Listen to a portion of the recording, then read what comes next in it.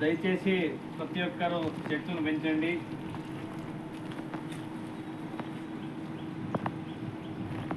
మనం చెట్లు పెంచితే వర్షాలు బాగుపడతాయి, మంచి వాతావరణం ఉంటుంది, మంచి మనకి గాలి అందుతుంది. తప్పనిసరిగా మీ వంతు మీరు చెట్లు పెట్టేది కాక దాన్ని సంరక్షించండి దయచేసి.